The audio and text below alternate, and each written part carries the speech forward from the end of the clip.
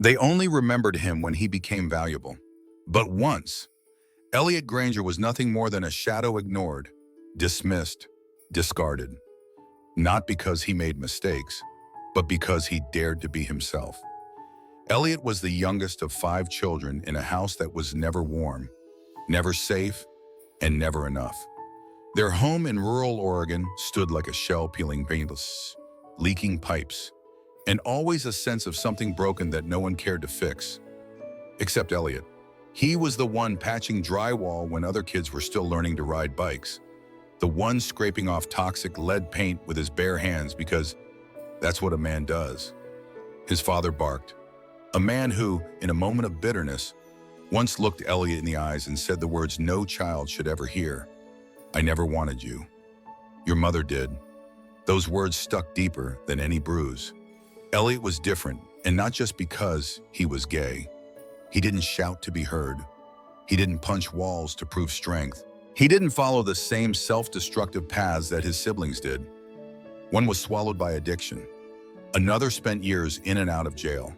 The rest hovered in cycles of violence and bitterness, always quick to call Elliot the useless one, just because he dared to seek something different, something honest. In their eyes, Elliot wasn't a real man because he didn't fight back, because he studied, because he stayed quiet when others would rage. In truth, he had been fighting his whole life, fighting to exist in a family that refused to see him. He learned early that love wasn't guaranteed, that even blood could turn its back on you. So he chose silence, chose survival. At 17, he enlisted in the military, not because he believed in war, but because he needed an escape. The uniform gave him distance, structure. For the first time, he had a bed that was his, meals that came without guilt, and a reason to keep moving forward. After serving, he used the GI Bill to enroll in college. Far from the town that forgot him, far from the house that only knew how to take, he didn't go back. Not for birthdays, not for funerals, not for anything. He told himself that family was a chapter closed, that blood didn't bind, that healing was moving on without a backward glance. But deep down, beneath the independence and new beginnings, lived a quiet ache, a question that echoed louder with each passing year. If I disappear completely, would anyone even notice? It's easy to tell someone to forget their past, to move forward. But what they never say is that healing often looks like loneliness, that even the strongest people carry shadows they never show. Elliot carried those shadows in his smile, in the way he sat at the edge of rooms, in the way he never expected calls on holidays. He told himself he was free, but freedom earned through rejection leaves scars no one sees. And yet, somehow he built a life, one brick at a time, alone but that loneliness, it was about to be interrupted, because sometimes the people who ignored your pain come back when they see your worth. And for Elliot, the phone was about to ring, not because someone missed him, but because someone smelled fortune. Before that day came, he lived quietly. He laughed sometimes. He cried alone, and he held on to the hope that maybe, just maybe, peace would be enough. But peace in this story was only the beginning. He thought his story was about leaving his family behind. He didn't know. It was about finding the one he never knew he had. If this story touches something in you, follow Heart Story for more healing journeys like Elliot's. Have you ever felt invisible in your own family? Drop a comment. You never know who might need to read your words. In his final year of college, Elliot developed a small habit, nothing dramatic, just a quiet ritual. Once a month, on his way back from night class, he'd stop at a dusty gas station off Route 6. The cashier never asked questions. Elliot would buy a protein bar, a bottle of water, and a single lottery ticket. It wasn't about luck or superstition. It was about hope, about believing, even for a moment, that something unexpected could still happen. He never told anyone. It was a private defiance, a flicker of possibility in a life that had mostly been about enduring. And then, one night, the numbers aligned. Not enough to fill headlines, not enough for a yacht or a new identity, but enough enough to buy a modest 3-bedroom house tucked between the pines of rural Oregon, where the wind hugged the windows in the morning and the porch creaked like an old friend. It wasn't grand, but it was his. No one had given it to him. No one could take it away. Elliot didn't change his lifestyle. He didn't post anything. He didn't even upgrade his car. He just breathed deeper, slept longer. And for the first time in years, he began to imagine a different kind of future. In that quiet chapter, he met Caleb, a man whose presence didn't demand attention but filled every space with calm. They built their life slowly, coffee before sunrise, shared grocery lists, arguments about paint colors, nothing flashy, just real. Later, they adopted a baby girl, a little piece of light they named June. Her tiny fingers curled around Elliot's thumb the first time they met. And in that moment, he understood what it meant to give without expectation, to be needed without condition.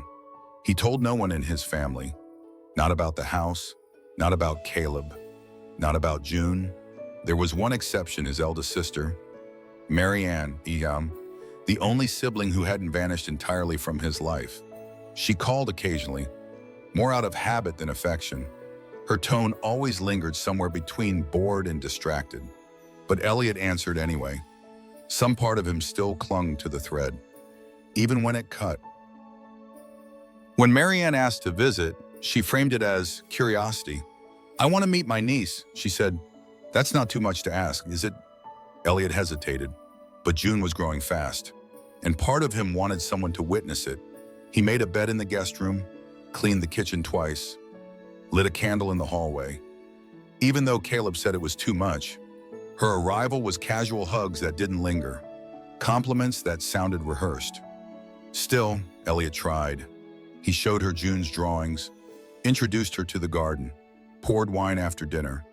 They sat around the table, Caleb smiling softly, June asleep upstairs. And then came the question.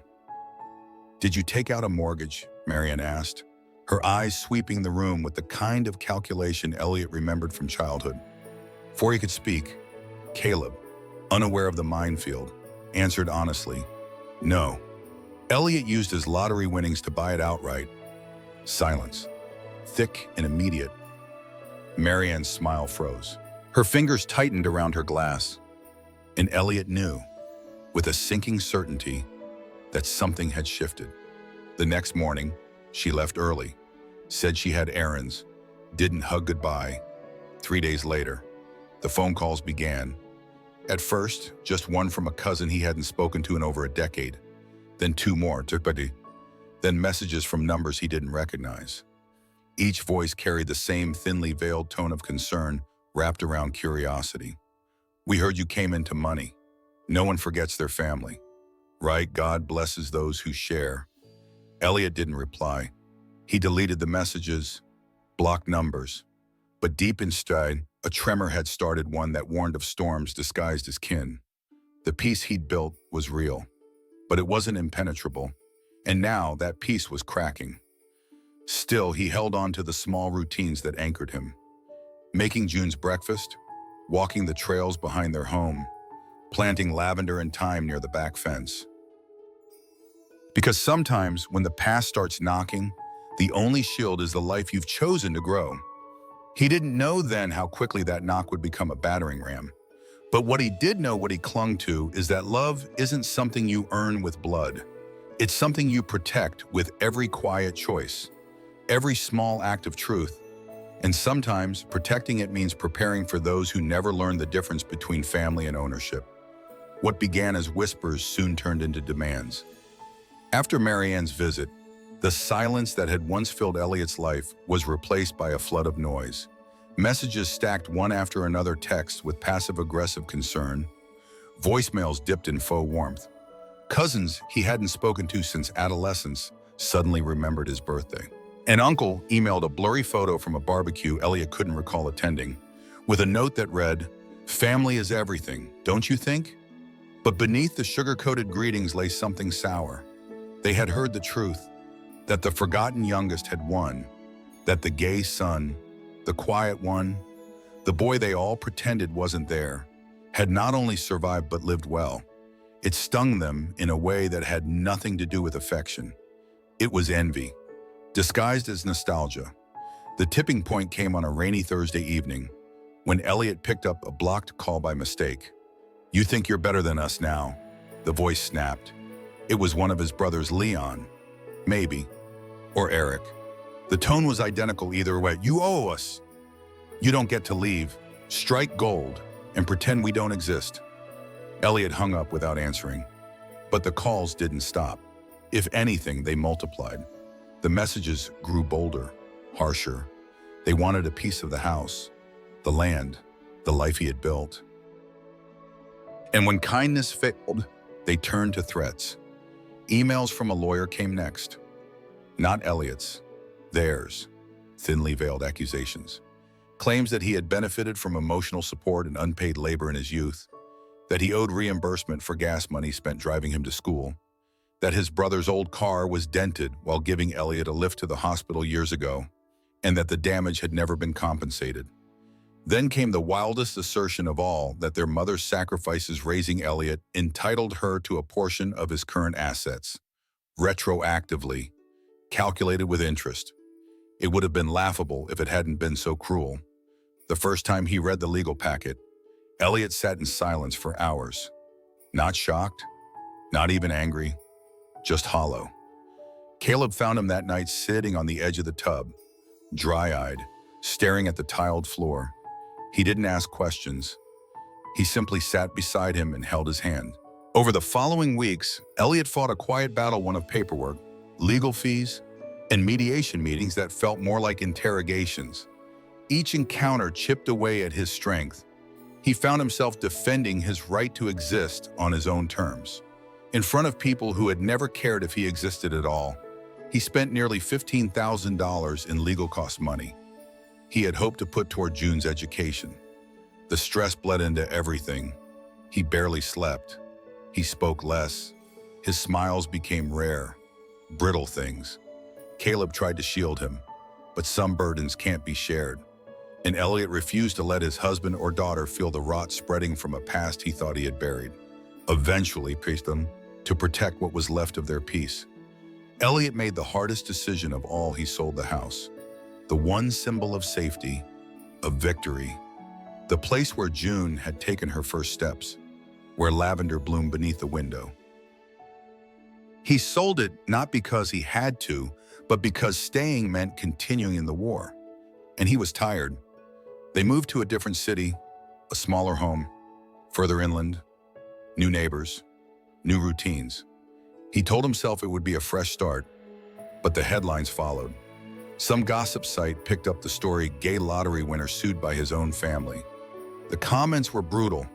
Strangers dissected his life like it was a reality show. Some called him selfish. Others accused him of abandoning his roots.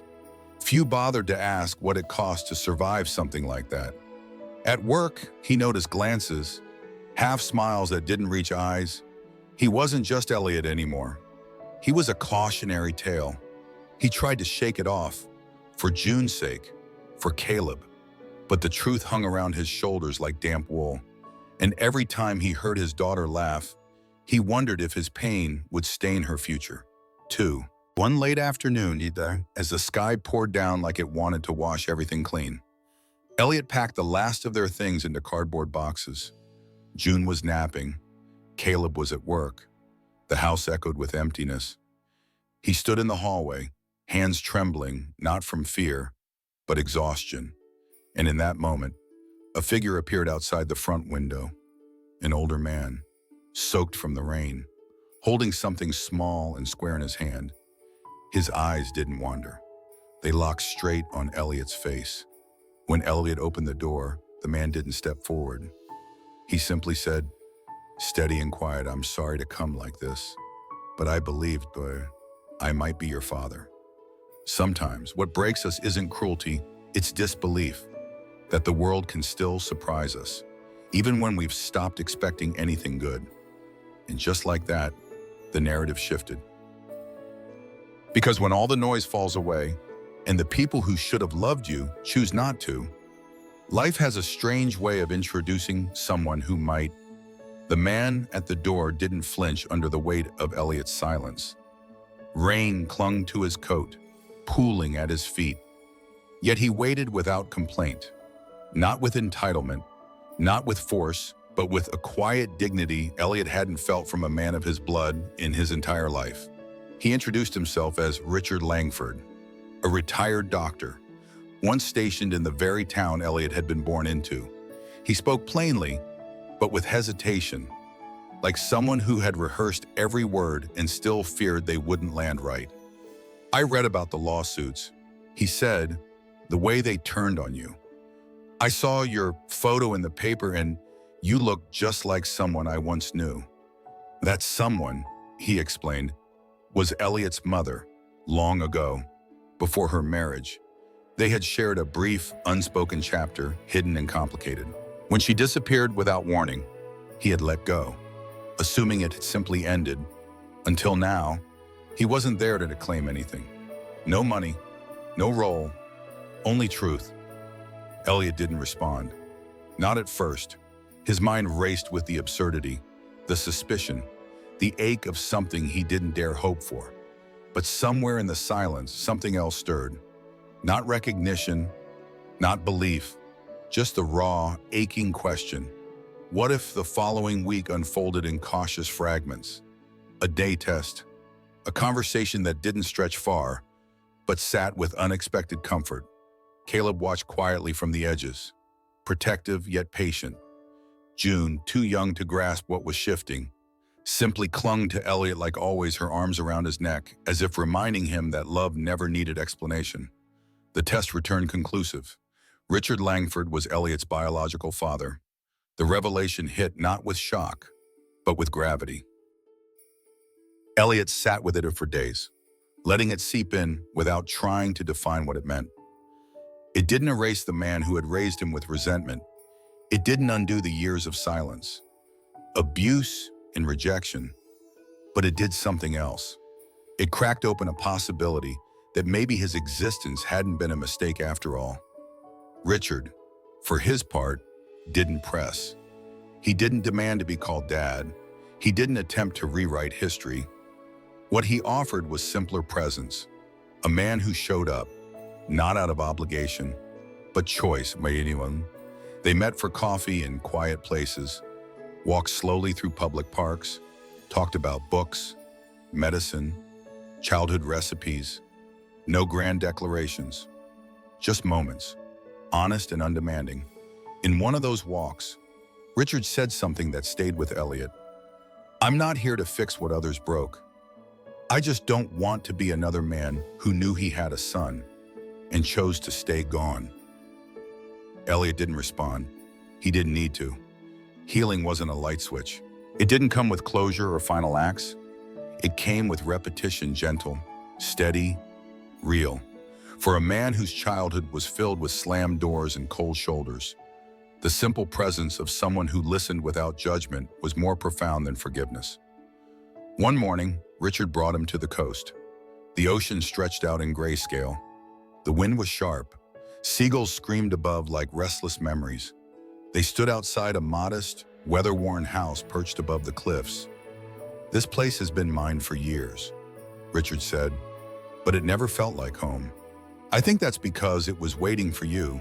He didn't mean it to be poetic. He meant it quite literally. Inside, the house was simple. Hardwood floors, a kitchen full of light, a spare room that had clearly been cleaned recently. On the windowsill, a single photo faded, but unmistakable. Elliot's mother, decades younger, smiling softly, unaware of the camera. Elliot didn't ask how long Richard had held on to it. He didn't need to. Sometimes, a house isn't just walls. Sometimes, it's a space where pain softens, where silence doesn't sting, where a father, too late and still trying, lets go of regret by making space for something else to grow. In that house by the sea, Elliot didn't find all the answers, but he did find stillness. And in that stillness, something clearer emerged. Family is not who demands a piece of you when it's convenient. Family is who shows up when there's nothing left to gain. In a life built on survival, Elliot had finally found something better. Not victory, not revenge, but rest. Elliot had once believed that winning the lottery would be the thing that changed his life. He thought money would buy safety, that a home would finally bring peace, that distance from his past would be enough to quiet it. But in the end, it wasn't a prize that saved him. It was a person. Richard never asked to be called anything other than his name. He didn't force closeness. He didn't erase the man Elliot had grown into without him. But slowly, over shared dinners, over evenings watching June chase sunlight through the hallway, over quiet hours reading in the living room, something began to change. Elliot started to breathe differently, not just deeper, freer. He no longer had to anticipate betrayal, or brace himself for shame, or explain the shape of his love, his family, his silence. With Richard, he didn't have to defend who he was. He only had to be. One evening, just after dusk, as wind rolled off the cliffs and the tide hissed below the windows, Richard made a quiet offer. "I've lived here alone for too long. The house is yours now. Elliot, it always should have been." Elliot didn't answer right away. He simply looked out to the water. There was no celebration, no dramatic embrace, just understanding. Because sometimes the deepest healing isn't loud. It's a moment where you realize the story didn't end where you thought it did. For years, Elliot had carried the wound of not being wanted, of being told he was a mistake, of believing his life had to be proven valuable before it could be respected. But Richard, in his quiet way, had rewritten that narrative not with words, but with presence, with time, with the kind of love that asked for nothing in return. A month later, on a breezy Saturday morning, Elliot moved his family into the coastal home. June took to it immediately, dragging her stuffed rabbit from room to room, calling it Grandpa's house before anyone had even introduced the idea. And Elliot, hearing those words from her lips, felt something old unravel inside him. That night, after she fell asleep, he sat beside Richard on the porch. The stars blinked above them, scattered like memory. "I don't know how to thank you," Elliot said, voice low. Richard shook his head. "You don't need to. You've already given me more than I ever thought I deserved." There were no apologies for the past, no desperate attempts to fill in the missing years. Just as two men who had come to each other not out of obligation, but grace, one who had learned how to love without being taught, and one who was learning how to show up, even if it was late. In time, Elliot planted a garden by the back fence, lavender again, and rosemary, not because it reminded him of the old house, but because this one deserved beauty too. And when he looked at June chasing gulls across the sand, at Caleb sipping coffee by the window, at Richard scribbling notes in a weathered journal, then he realized something. He hadn't just found peace. He had found belonging, not the kind handed out by bloodlines, but the kind built slowly, truthfully, with people who choose you even when they don't have to. He used to believe that family was what you're born into. Now he knew better. Family is who stays when the world has walked away. And sometimes family is the man who showed up just in time to teach you that you were never a mistake. Do you believe family is defined by blood or by love? Tell us what family means to you in the comments. Your voice matters here. If this story moved you, don't forget to subscribe to Heart Story for more true-to-life stories of healing, justice, and quiet strength.